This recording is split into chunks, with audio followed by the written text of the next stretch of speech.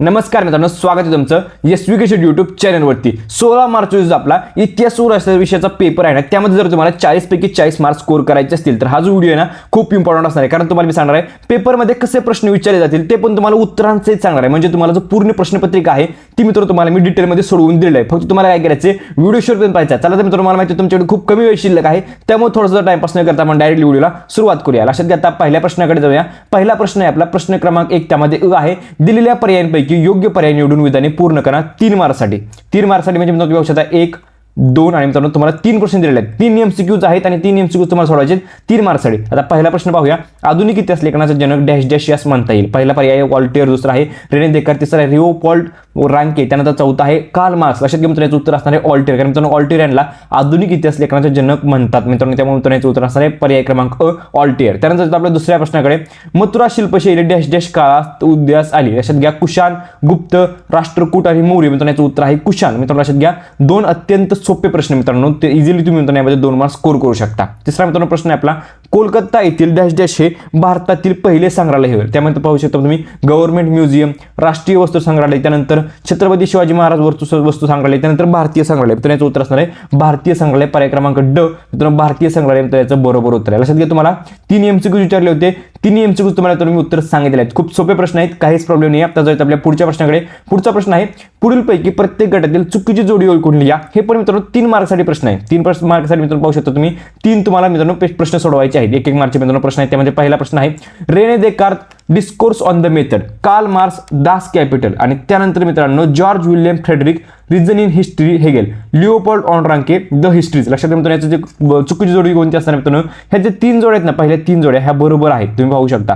ते मित्रांनो चौथी जोडी आहे ना, ही मित्रांनो चुकीची जोडी आहे। त्यामुळे मित्रांनो तुमचं उत्तर असणार आहे चौथी जोडी असणार मित्रांनो Leopold on Ranke the histories. मित्रांनो याचं बरोबर काय उत्तर असतं मित्रांनो, Leopold the on Ranke the theory and practice of history. मित्र हे त्यांचं बुक आहे, त्यामुळे लक्षात घ्या मित्रांनो ऑप्शन क्रमांक 4 म्हणजे ऑप्शन क्रमांक 4 जो मित्रांनो आहे तो मित्रांनो तुमचा मित्रांनो उत्तर असणार आहे। तर मित्रांनो हे तुम्हाला लिहायचं आहे, खूप इझी प्रश्न हा सुद्धा। त्यानंतर दुसरा प्रश्न आहे आपला, माथेरान थंड हवेचे ठिकाण, ताडोबा, लेणी, कोल्हापूर देवस्थान, अजिंठा जागतिक वारसा। तुम्ही पाहू शकता हे पहिलं पण बरोबर आहे, तिसरं पण बरोबर आहे, चौथं पण बरोबर आहे। हे जे मित्रांनो आहे ना ताडोबा, मित्रांनो ताडोबा काय अभयारण्य आहे, त्यामुळे मित्रांनो ताडोबा लेणी होणार आहे। त्यामुळे मित्रांनो जे पर्याय क्रमांक 2 उत्तर असणार आहे याचं। त्यानंतर मित्रांनो आपला प्रश्न तिसरा, मल्लखांब शारीरिक कसरतीचे खेळ, वॉटर पोलो पाण्यातील खेळ, स्केटिंग साहसी खेळ आणि बुद्धिबळ मैदानी खेळ। आता तुम्ही बघू शकता 3 पण बरोबर आहे। आणि मित्रांनो बुद्धिबळ कसं आहे मित्रांनो, आपला बैठे खेळ आहे, त्यामुळे मित्रांनो आपला पर्याय क्रमांक 4 आहे ना मित्रांनो, ते बरोबर असणार आहे मित्रांनो, त्याचे उत्तर आहे अशा प्रकारे तुम्हाला लिहायचं आहे। लक्षात घ्या, हे पण 3 मार्क्स तुम्ही इझिली स्कोर करू शकता। लक्षात घ्या, आपण जाऊया आपल्या प्रश्न क्रमांक 2 अ कडे। त्यामध्ये मित्रांनो तुम्हाला पाहू शकता प्रश्न आहे,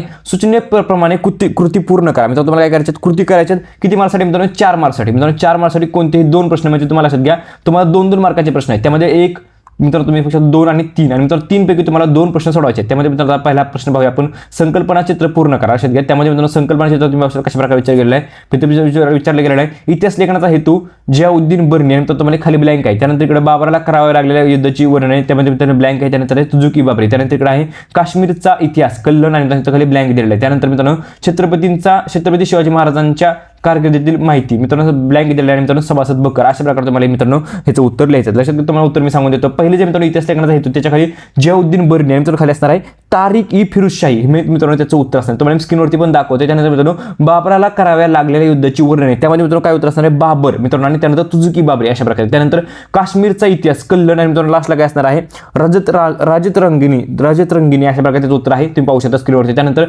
छत्रपती शिवाजी महाराजांचा कारकिर्दीची माहिती, मित्रांनो त्याचं उत्तर काय असणार आहे कृष्णाजी अनंत सभासद, मित्रांनो सभासद बकर। अशा प्रकारे मित्रांनो हे अत्यंत महत्त्वाचा प्रश्न मित्रांनो तुम्हाला मी डायरेक्ट स्क्रीनवरती पण उत्तर दाखवलेले आहे, काहीच प्रॉब्लेम नाही, तुम्ही यामध्ये पण चांगले मार्क्स स्कोर करू शकता। त्यानंतर आपला प्रश्न क्रमांक 2, खालील संकल्पना चित्र पूर्ण करा। मित्रांनो तुम्हाला काय दिलेलं आहे, पर्यटनाचे प्रकार दिलेले आहेत। पर्यटनाचे प्रकार तुम्हाला कोणते आहेत मित्रांनो, पहिल्या बॉक्समध्ये लिहू शकता आंतरराष्ट्रीय पर्यटन, ऐतिहासिक पर्यटन, क्रीडा पर्यटन, आणि मित्रांनो आरोग्य पर्यटन, अशा प्रकारे तुम्ही 4 लिहू शकता। तसं पाहिलं तर भरपूर आहे, तुम्हाला मी खाली दाखवत आहे स्थानिक, भौगोलिक, कृषी, धार्मिक, नैमित्तिक, त्यानंतर स्थानिक व आंतरराष्ट्रीय पर्यटन भरपूर आहे, तुम्ही काही पण लिहू शकता, काहीच प्रॉब्लेम नाही। हा पण खूप सोपा प्रश्न म्हणजे तुम्ही 2 पैकी 2 मित्रांनो यामध्ये पण मार्क्स स्कोर करू शकता। हेच पाहू शकता तुम्ही 2-2 4 मार्क्स तुमचे झालेले आहेत। तिसरा प्रश्न पण आपण पाहूया, 2 सोडवायचे परंतु तिसरा पण आपण प्रश्न पाहूया। पुढील तक्ता पूर्ण करा। त्यामध्ये मित्रांनो काय दिलेलं आहे, भजन आणि भारुड दिलेलं आहे। तुम्हाला गुण वैशिष्ट्य आणि उदाहरणे तुम्हाला मित्रांनो टाकायची आहेत त्यामध्ये। लक्षात घ्या, आता भजनची मित्रांनो गुण वैशिष्ट्य तुम्हाला मी सांगतो, टाळ व मृदुंग यांच्या साथीने ईश्वराचे गुणगान. मित्रांनो अभंग व भक्ती कवनातून ईश्वर स्तुती अशा प्रकारे तुम्हाला भजन मित्रांनो याचं गुणवैशिष्ट्य लिहायचं. त्यानंतर उदाहरण काय आहे, संत तुलसीदास, संत नामदेव यांची भजने अशा प्रकारे तुम्हाला याचं उत्तर लिहायचं. त्यानंतर भारूडमध्ये काय असणार आहे, आध्यात्मिक व नैतिक शिकवण. त्यानंतर साजरीकरणात नाट्यात्मकता व विविधता असते. आणि इकडे खाली एक उदाहरण एक असणार आहे, ज्ञानेश्वर नामदेव यांची भारुडे, संत एकनाथांची भारुडे सर्वात लोकप्रिय आहेत. अशा प्रकारे मित्रांनो तुम्हाला हा तक्ता पूर्ण करायचा आहे. यामध्ये पण तुम्ही चांगले मार्क्स स्कोर करू शकता. तुम्हाला मी स्क्रीनवरती पण उत्तर दाखवत आहे. त्यानंतर आपला प्रश्न क्रमांक ब, थोडक्यात टिपा लिहा कोणतेही 2-4 मार्क्ससाठी.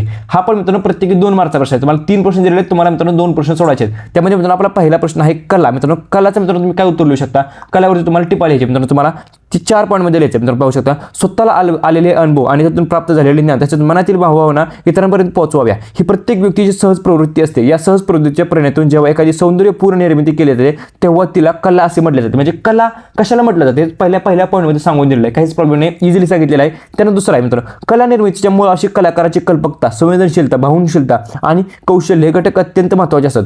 त्यानंतर तिसरा पॉईंट आहे, दुःख कला आणि ललित कला अशी कला प्रकारांची विभागणी केली जाते. ललित कलाला अंगिक कला असे म्हटले जाते. म्हणजे प्रकार सांगितले. आणि त्याचा चौथा पॉईंट आहे, लोककला आणि अभिजात कला अशा 2 परंपरा मानल्या जातात. कोणत्या परंपरा मानल्या जातात हे पण सांगितलं. म्हणजे 4 पॉईंट दिलेले 2 मार्क्ससाठी इझिली तुम्ही 2 मार्क्स स्कोर करू शकता. मित्रांनो तुम्हाला मी स्क्रीनवरती उत्तर पण दाखवलेलं आहे, काहीच प्रॉब्लेम नाही. तर दुसरा प्रश्न आहे आपला, वर्तमानपत्रांचे स्वातंत्र्य संग्रामातील कार्य. लक्षात घ्या. आता त्याचे उत्तर कशा प्रकारे लिहू शकता, पहिल्यांदा पाहू शकता, भारतीय स्वातंत्र्य संग्रामाच्या काळात वर्तमानपत्रांनी पुढील कार्य केले. पहिले मित्रांनो, भारतात इंग्रजांचे आगमन झाल्यानंतर वर्तमानपत्रे सुरू झाली आणि ती माहिती व ज्ञान प्रसाराच्या महत्त्वाच्या साधनांमध्ये समाविष्ट झाली.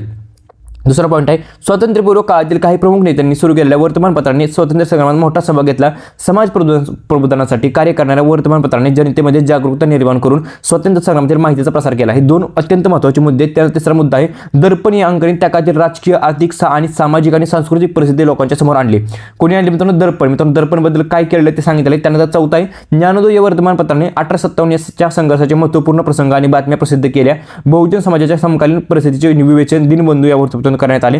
केसरी आणि मराठा या वर्तमानपत्रांनी त्या काळातील सामाजिक व राजकीय समस्यांवर प्रकाश टाकला. म्हणजे कोणत्या आपल्या वर्तमानपत्रांनी काय केलंय ते पण सांगायचं आहे. अशा प्रकारे तुम्हाला याचं उत्तर लिहायचं आहे. 2 मित्रांनो तुम्हाला टिप आले, मी एक्सप्लेन केले आहेत, काहीच प्रॉब्लेम नाही. तुम्ही 4 मार्क्स दिले करू शकता. आता तिसरा मित्रांनो टिप आले पण तुम्हाला मी सांगतो, शब्दकोश. आता लक्षात घ्या, शब्दकोशावरती टिप लिहायचं आहे. शब्दकोशावरची मित्रांनो टिप आहे एकदम थोडक्यात तुम्हाला मी स्क्रीनवरती दाखवते, काहीच प्रॉब्लेम नाही. तुम्ही ही पण वाचून घ्या, की व्हिडिओ पॉज करा किंवा स्क्रीनशॉट मारा आणि समजून घ्या, एकदा वाचून घ्या, काहीच प्रॉब्लेम नाही. तुम्ही इझिली यामध्ये पण 4 मार्क्स मिळवू शकता. आता जर मित्रांनो प्रश्न क्रमांक 3 मित्रांनो, पुढील विधाने सकारात्मक स्पष्ट करा कोणतेही 2-4 मार्क्ससाठी. यामध्ये पण मित्रांनो प्रत्येकी 2 मार्कचे प्रश्न आहेत. तुम्हाला मित्रांनो 4 प्रश्न दिले आहेत, त्यापैकी 2 सोडायचे आहेत. खूप सोपा प्रश्न आहे हा सुद्धा मित्रांनो. त्यामध्ये मित्रांनो पहिला प्रश्न काय आहे, बकर हा ऐतिहासिक साहित्यातील महत्त्वाचा प्रकार आहे. याच्यानंतर तुम्हाला काय करायचं आहे, का आहे म्हणजे बकर ऐतिहासिक साहित्यातील महत्त्वाचा प्रकार का आहे तुम्हाला सांगायचं. लक्षात घ्या. याचं उत्तर कशा प्रकारे लिहू शकतो आपण, बकर हा ऐतिहासिक साहित्य प्रकार असून यात शूरवीरांचे गुणगान, ऐतिहासिक घडामोडी, लढाया, थोर पुरुषांचे चरित्र या विषयांचे वर्णन केलेले आढळते. बकरींचे चरित्रात्मक, वंशानुचरित्रात्मक, प्रसंग वर्णनपर,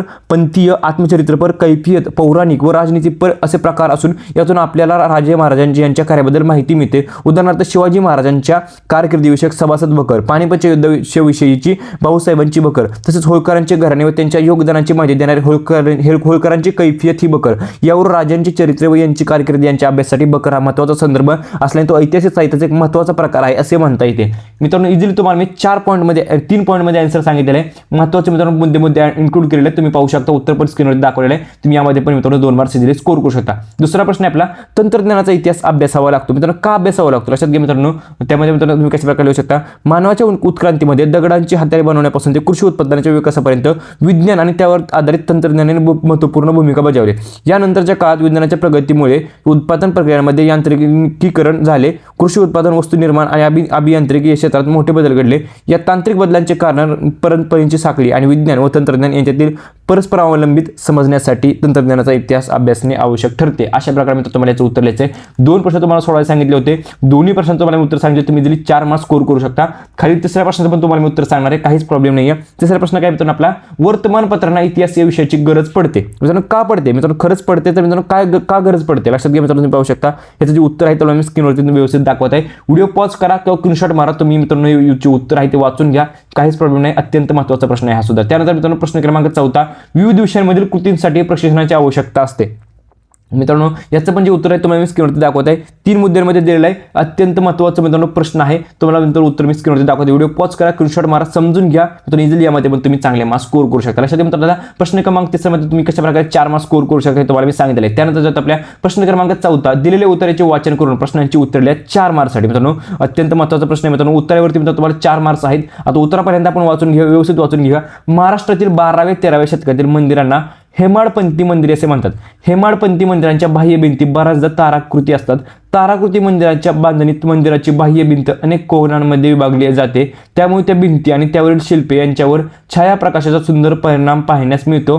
हेमाडपंथी मंदिरांचे महत्त्वाचे वैशिष्ट्य म्हणजे भिंतीचे दगड सांधण्यासाठी चुना वापरलेला नसतो. दगडांमध्येच एकमेकांत घट्ट बसतील अशा कातलेल्या खोबणी आणि कुसू यांच्या आधाराने भिंत उभारली जाते. मुंबईजवळील अंबरनाथ येथे अंबरेश्वर, नाशिक जवळचे सिन्नर येथील गोंदेश्वर, हिंगोली जिल्ह्यातील औंढा नागनाथ अशा प्रकारचे मित्रांनो तुम्हाला ही हेमाडपंथी मंदिरांची उत्तम उदाहरणे आहेत. यांची बांधणी ताराकृती प्रकारची आहे. त्याखेरीज महाराष्ट्रात अनेक ठिकाणी हेमाडपंथी मंदिरे पाहावीस मिळतात. म्हणजे हेमाडपंथी मंदिरे या टॉपिकवरती मित्रांनो हा पूर्ण उत्तर दिलेला आहे. तुम्ही जर व्यवस्थित वाचला तर इझिली तुम्ही याचे जे प्रश्न आहेत ते सोडवू शकता. आपण प्रश्न पाहूया आणि तुम्हाला मी त्याचं उत्तर पण सांगणार आहे. आता पहिला प्रश्न आहे मित्रांनो, हेमाडपंथी मंदिरांच्या बाह्य भिंती कशा असतात. मित्रांनो 1 मार्कसाठी हा प्रश्न आहे. नंतर याचं उत्तर कशा प्रकारे लिहू शकतो तुम्ही.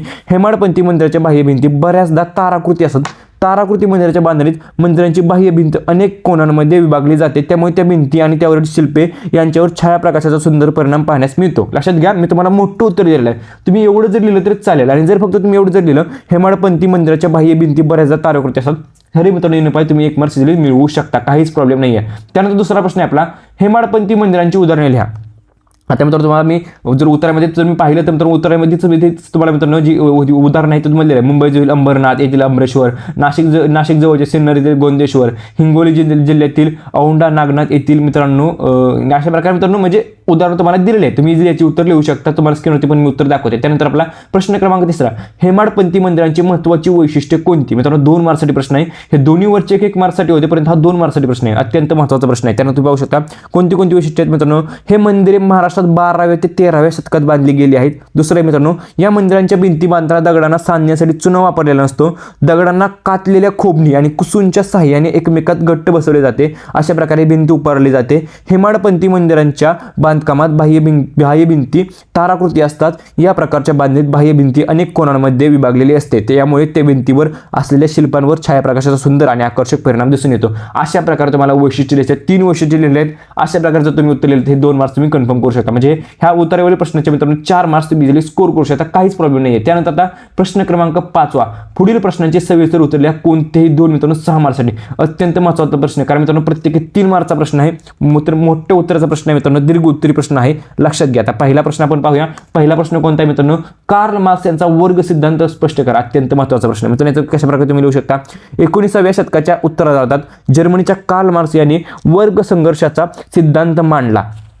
त्याच्या मते एक इतिहास हा अमूर्त कल्पनांचा नसून जिवंत माणसांचा असतो.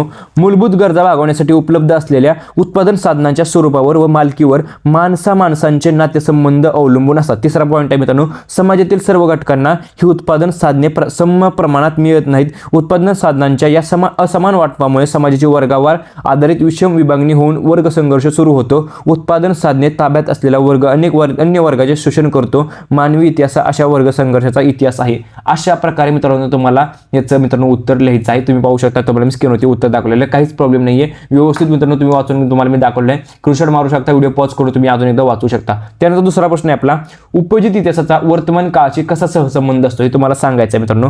मोठं उत्तर आहे मित्रांनो, भरपूर मोठं उत्तर आहे. अत्यंत महत्त्वाचा प्रश्न आहे. मी जास्त मित्रांनो एक्सप्लेन करत बसत नाही, म्हणजे वाचत बसत नाही, कारण मित्रांनो टाइमपास होऊन जाईल, तुमचा टाइम वेस्ट होऊन जाईल. त्यासाठी तुम्ही काय करू शकता, व्हिडिओ पॉज करा किंवा व्हिडिओचा मित्रांनो स्क्रीनशॉट मारा आणि निवांत मित्रांनो तुम्ही वाचू शकता. काहीच प्रॉब्लेम नाही. आता जाऊयात आपल्या प्रश्न क्रमांक 3, खेळ आणि इतिहास यांच्यातील परस्पर संबंध स्पष्ट करा या प्रश्नाकडे. मित्रांनो तुम्हाला मी सांगतो त्याचं उत्तर कशा प्रकारे असणार आहे.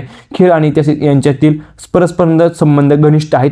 पहिला मुद्दा आहे खेळांवर लिखाण करणाऱ्या लेखकांना त्या खेळांचा इतिहास माहीत असावाच लागतो. दुसरा मित्रांनो, खेळाची समीक्षा करण्यासाठी त्या समीक्षकाला भूतकाळातील खेळाडूंच्या खेळाचे कौशल्य माहीत असावे लागते. ऑलिम्पिक, एशियाड, राष्ट्रकुल अशा आंतरराष्ट्रीय स्पर्धांची माहिती, खेळाडूंची वैशिष्ट्ये असा संदर्भ देण्यासाठी समीक्षकाला इतिहासाचा आधार घ्यावाच लागतो. अशा प्रकारे तुम्हाला मुद्दे लिहायचे. अत्यंत महत्त्वाचा प्रश्न आहे हा, पण मित्रांनो तुम्हाला मी जास्त उत्तर मित्रांनो एक्सप्लेन करत बसत नाहीये. तुम्हाला स्क्रीनवरती दाखवतो, व्यवस्थित व्हिडिओ पॉज करा, स्क्रीनशॉट मारा, तुम्ही मित्रांनो उत्तर समजून घेऊ शकता. त्यानंतर आता अत्यंत महत्त्वाचा प्रश्न क्रमांक 14, भारतीय चित्रपट सृष्टीची जननी अशी महाराष्ट्राची ख्याती का आहे ते उदाहरणासह स्पष्ट करा.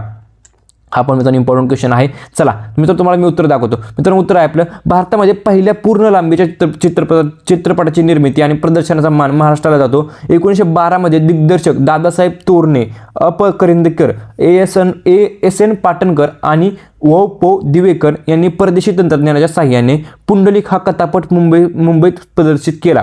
अशा प्रकारे पहिला मुद्दा. त्यानंतर 1913 मध्ये दादासाहेब फाळके यांनी भारतात सर्व प्रक्रिया पूर्ण करून तयार केलेल्या राजा हरिश्चंद्र हा चित्रपट प्रदर्शित केला. या चित्रपटानंतर अनेक मुखपट आणि अनुभूतपट तयार करण्यात आले. पुढे बाबूराव पेंटर यांनी सिंहगड हा पहिला ऐतिहासिक मुखपट तयार केला आणि काही ऐतिहासिक वास्तववादी चित्रपटांची निर्मिती केली. मराठीतील पहिल्या स्त्री चित्रपट निर्मात्या कमलाबाई मंगरुळकर याही महाराष्ट्रातल्या होत्या. यांनी हिंदी व मराठी भाषांमध्ये बोलपटांची निर्मिती केली. तसेच चित्रपटसृष्टीच्या विकासात मनोहरराव चितळे, पटवर्धन कुटुंबीय आणि सावेदादा यांचेही महत्त्वपूर्ण योगदान होते. या दिग्गजांच्या योगदानामुळे महाराष्ट्राला भारतीय चित्रपटसृष्टीची जननी म्हणून ओळखले जाते. अशा प्रकारे मित्रांनो तुम्हाला या प्रश्नाचं उत्तर लिहायचं आहे. मित्रांनो अगदी मित्रांनो सोप्या पद्धतीने तुम्हाला मी उत्तर सांगितलेलं आहे. व्हिडिओ पॉज करा, अजून एकदा वाचा किंवा स्क्रीनशॉट मारून घ्या, काहीच प्रॉब्लेम नाही. आता जाऊया मित्रांनो आपल्या पुढच्या मित्रांनो प्रश्नाकडे. आता मित्रांनो इथून आपले राज्यशास्त्राचे प्रश्न चालू झालेले आहेत. मित्रांनो आता जवळपास राज्यशास्त्राचे आपण प्रश्न पाहूया. प्रश्न क्रमांक 6, दिलेल्या पर्यायापैकी योग्य पर्याय निवडून विधाने पूर्ण करा. निवडणूक आयुक्तांची नेमणूक डॅश डॅश करतात. मित्रांनो राष्ट्रपती, प्रधानमंत्री, लोकसभा अध्यक्ष, उपराष्ट्रपती. मित्रांनो याचं उत्तर असणार आहे राष्ट्रपती. मित्रांनो निवडणूक आयुक्तांची नेमणूक करतात. त्यामुळे मित्रांनो पर्याय क्रमांक अ राष्ट्रपती हे उत्तर बरोबर असतं.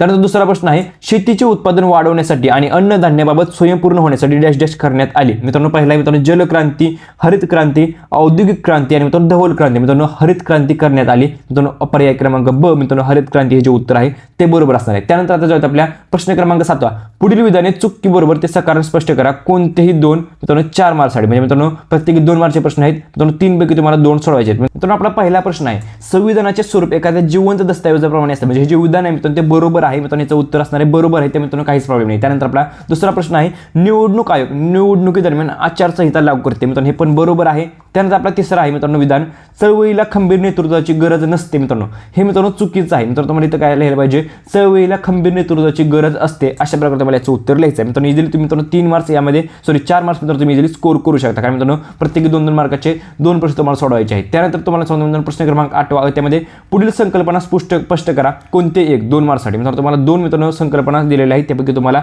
मित्रांनो एक स्पष्ट करायचे आहे. लक्षात घ्या. पहिले मित्रांनो आपलं राखीव जागा विषयक धोरण. मित्रांनो यावर तुम्हाला संकल्पना स्पष्ट करायची आहे. तर तुम्हाला जे उत्तर आहे तुम्हाला मी स्क्रीनवर दाखवतोय, तुम्ही व्यवस्थित पाहू शकता. व्हिडिओ पॉज करा आणि स्क्रीनशॉट मारा. मित्रांनो तुम्ही व्यवस्थित वाचून घ्या. मित्रांनो तुम्हाला एक खूप सोपं उत्तर आहे, तुम्हाला नक्कीच समजून येईल. त्यानंतर आपला प्रश्न क्रमांक 2, प्रादेशिक पक्ष. मित्रांनो यावरती मित्रांनो तुम्हाला संकल्पना स्पष्ट करायची. मित्रांनो तुम्ही पाहू शकता, विशिष्ट प्रदेशाच्या विकासासाठी कार्य करणारे आणि त्या प्रदेशाचा अभिमान बाळगणारे राजकीय गट प्रादेशिक पक्ष म्हणून ओळखले जातात. या पक्षांचा प्रभाव प्रामुख्याने त्यांच्या संबंधित प्रदेशापुरता मर्यादित असतो. प्रादेशिक पक्ष म्हणून मान्यता मिळवण्यासाठी काही महत्त्वाचे निकष पूर्ण करणे आवश्यक आहे. लोकसभा किंवा विधानसभेच्या मागील निवडणुकीत किमान 6% मते मिळवणे, किमान 2 सदस्य विधानसभेत निवडून येणे, विधानसभेच्या एकूण जागांपैकी किमान 3% जागा किंवा 3 जागा जिंकणे. अशा प्रकारे मित्रांनो तुम्हाला 2 मुद्दे. त्यानंतर तिसरा, चौथा, 5वा मुद्दा तुम्ही व्यवस्थित पाहू शकता. व्हिडिओ पॉज करा, स्क्रीनशॉट मारा आणि वाचून घ्या. काहीच प्रॉब्लेम नाही. हा पण खूप सोपा प्रश्न आहे. त्यानंतर जाऊया आपल्या ब कडे. म्हणजे प्रश्न 7वा त्यातले मित्रांनो प्रश्न 8वा त्यातला ब. मित्रांनो दिलेल्या सूचनेनुसार कृती पूर्ण करा. कोणते एक 2 मार्क्ससाठी. त्यामध्ये मित्रांनो पहिल्यांदा दिलं तुम्हाला पुढील संकल्पना चित्र पूर्ण करा. मित्रांनो तुम्हाला संकल्पना चित्र पूर्ण करायचं आहे. मित्रांनो कशावरती विचारलेलं आहे, राष्ट्रीय पक्षावरती विचारलेलं आहे. तुम्हाला दाखवतो मित्रांनो, भारतीय कम्युनिटी पक्ष, राष्ट्रवादी काँग्रेस पक्ष आणि तृणमूल काँग्रेस. मित्रांनो लक्षात घ्या, तुम्हाला राष्ट्रीय पक्षांची नावं लिहायची. मित्रांनो पहिल्यांदा काय लिहू शकता तुम्ही, भारतीय जनता पक्ष लिहू शकता, भारतीय कम्युनिटी पक्ष म्हणजे मार्क्सवादी लिहू शकता. त्यानंतर मित्रांनो तुम्हाला भारतीय राष्ट्रीय काँग्रेस लिहू शकता. त्यानंतर बहुजन समाज पक्ष लिहू शकता. अशा प्रकारे तुम्ही मित्रांनो याचं उत्तर लिहू शकता. तुम्हाला स्क्रीनवरती डायरेक्टली मित्रांनो तक्ता जो आहे तुम्ही तुम्हाला मी दाखवते, संकल्पना चित्र आहे ते तुम्हाला डायरेक्टली स्क्रीनवरती दाखवते. त्यानंतर येतो आपल्या प्रश्न क्रमांक दुसऱ्याकडे, पुढील संकल्पना चित्र पूर्ण करा. भारतीय लोकशाही समोरील आव्हाने. मित्रांनो लक्षात घ्या, तुम्हाला मित्रांनो इथं काय देणार आहे, डावे, उग्रवादी, नक्षलवादी आणि मित्रांनो इकडे काय देणार आहे, भ्रष्टाचार लिहू शकता, सामाजिक आव्हाने, राजकारणाचे गुन्हेगारीकरण, त्यानंतर जमातवाद व दहशतवाद, अशा प्रकारे मित्रांनो तुम्ही लिहू शकता. तुम्हाला मी स्क्रीनवरती डायरेक्ट संकल्पना चित्र दाखवत आहे. काहीच मित्रांनो दोन्ही सोपे प्रश्न तुम्ही इझिली मित्रांनो तुम्ही यामध्ये 2 मार्क्स स्कोर करू शकता. त्यानंतर आपल्या पुढच्या प्रश्नाकडे, प्रश्न क्रमांक 9 मित्रांनो, पुढील प्रश्नाचे उत्तर थोडक्यात लिहा, कोणतेही एक 2 मार्क्ससाठी. मित्रांनो थोडक्यात उत्तर लिहायचं आहे. त्यामध्ये पहिला प्रश्न आहे आपला, मतदाराचे वय 21 वरून 18 वर्ष केल्यामुळे कोणते परिणाम झाले. कोणते परिणाम झाले ते लिहायचे मित्रांनो. लक्षात घ्या, तुम्ही कशा प्रकारे लिहू शकता, भारतीय संविधानाने सर्व स्त्री पुरुष नागरिकांसाठी मतदानासाठीची वयोमर्यादा किमान 21 वर्ष पूर्ण अशी ठेवली होती. ही मर्यादा 18 वर्ष करण्यात आल्याने युवा वर्गाला राजकीय अधिकार लवकर प्राप्त झाले. आपले प्रतिनिधी कसे असावेत याबाबत निर्णय घेण्याचा अधिकार युवा वर्गाला मिळाला. त्यानंतर यामुळे भारतीय लोकशाहीची व्याप्ती वाढून ती जगातील सर्वात मोठी लोकशाही बनली. या निर्णयामुळे भारतीय लोकशाही अधिक परिपक्व बनली. युवा वर्गाच्या राजकीय जाणीवा अधिक प्रगल्भ होण्यास मदत झाली. मित्रांनो अशा प्रकारे तुम्हाला 4 पॉईंटमध्ये उत्तर द्यायचे, कारण 2 मार्काचा प्रश्न आहे. तुम्ही इझिली मित्रांनो यामध्ये 2 मार्क्स स्कोर करू शकता. त्यानंतर दुसरा प्रश्न आहे आपला, राजकारणाचे गुन्हेगारीकरण झाल्यामुळे कोणते परिणाम होतात. कोणते परिणाम होतात तुम्हाला याच्यात, राजकारणाचे गुन्हेगारीकरणाचे पुढील परिणाम होतात. मित्रांनो अशा प्रकारे तुम्हाला लिहायचं आहे. त्यामध्ये तुम्ही पाहू शकता, पहिला पॉईंट आहे आपला, राजकीय प्रक्रियेमध्ये गुन्हेगारांचा वाढता सहभाग ही लोकशाहीसाठी व्यवस्थेसमोरील एक गंभीर समस्या आहे. दुसरे मित्रांनो, गुन्हेगारी पार्श्वभूमी, गुन्हेगारी स्वरूपाचे आरोप, भ्रष्टाचाराचे आरोप असलेल्या व्यक्तींना काही वेळा राजकीय पक्षांकडून उमेदवारी दिली जाते. त्यामुळे राजकारणामध्ये पैसा आणि गुंडगिरी यांचे महत्त्व वाढते. तिसरा मुद्दा मित्रांनो आपला, निवडणुकीच्या वेळी हिंसाचाराचा वापर होऊ शकतो. त्यानंतर चौथा आहे, राजकारणातील गुन्हेगारीकरणामुळे लोकशाहीवर गंभीर परिणाम होऊन ती निष्ठ होण्याच्या स्थितीला पोहोचू शकते. अशा प्रकारे तुम्हाला मित्रांनो 4 पॉईंटमध्ये हे पण उत्तर द्यायचे. तुम्ही इझिली यामध्ये पण 2 मार्क्स मिळवू शकता. मित्रांनो लक्षात घ्या, आता ही जी पूर्ण प्रश्नपत्रिका आहे मित्रांनो बोर्ड जुलै 2024 आहे. तर तुम्हाला मी पूर्णपणे डिटेलमध्ये एक्सप्लेन केलं आहे, सर्व आन्सर सांगितले आहेत. मग आय होप की मित्रांनो तुम्हाला ही जी प्रश्नपत्रिका समजली असेल, म्हणजे ह्याचे उत्तर वगैरे तुम्हाला समजले असेल, ते तुम्हाला नक्कीच समजलं असेल कशा प्रकारे उत्तर लिहिलं जातं, कशा प्रकारे तुम्हाला प्रश्न सोडवायचे. आता लक्षात घ्या, मी तुम्हाला पूर्ण प्रश्नपत्रिका सोडवून तर दिलेलं आहे. तुम्हाला याचा सराव करा मित्रांनो, तुम्हाला मित्रांनो खूप मदत होऊन जाईल. आता मित्रांनो लक्षात घ्या, ह्याच्यापेक्षा तुम्हाला जर अजून महत्त्वाचे प्रश्न हवे असतील मित्रांनो, तर मित्रांनो आपल्या YouTube चॅनलवरती व्हिडिओ अवेलेबल आहे. त्याची जी लिंक आहे त्या डिस्क्रिप्शन बॉक्समध्ये देईल. ते जे नाही ते मित्रांनो तुम्ही परफेक्ट करा. तुम्ही नक्कीच मित्रांनो इतिहासाच्या पेपरमध्ये चांगले मार्क्स स्कोर करू शकता. मित्रांनो व्हिडिओ कसा वाटला कमेंट करून नक्कीच सांगा. व्हिडिओला लाईक करा, चॅनलला सबस्क्राईब करा. व्हिडिओ बघितल्याबद्दल धन्यवाद.